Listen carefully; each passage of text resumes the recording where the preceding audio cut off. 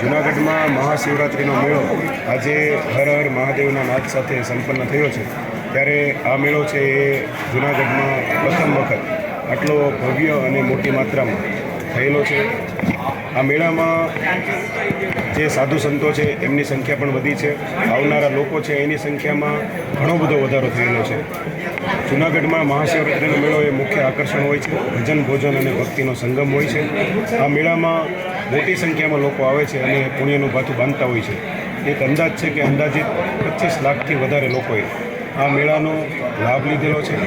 મેળામાં ક્યારેય મોટી માત્રામાં ન આવેલા હોય એટલી સંખ્યામાં સાધુ સંતો પણ નોંધાયેલા છે।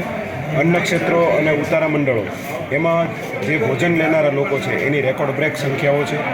એસટી બસની ટ્રીપો પણ ખૂબ થઈ છે।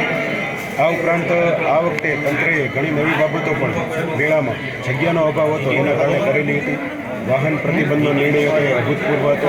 લોકોએ તેને હોંશે હોંશે વધાવી લીધો છે અને ભવિષ્યમાં જૂનાગઢમાં મેળો છે એ મોટો કઈ રીતે થઈ શકે એ બાબતને એક નવી દિશા પણ ખુલી છે। આ બાબતે ગુજરાત રાજ્યના માનનીય મુખ્યમંત્રીશ્રી, માનનીય નાયબ મુખ્યમંત્રીશ્રી, tourism corporation of Gujarat limited, મૈત્રી યાત્રાધામ વિકાસ બોર્ડ અને જિલ્લા વહીવટીતંત્ર દ્વારા જે પણ આયોજન કરવામાં આવેલું હતું તેને અભૂતપૂર્વ સફળતા મળેલી છે।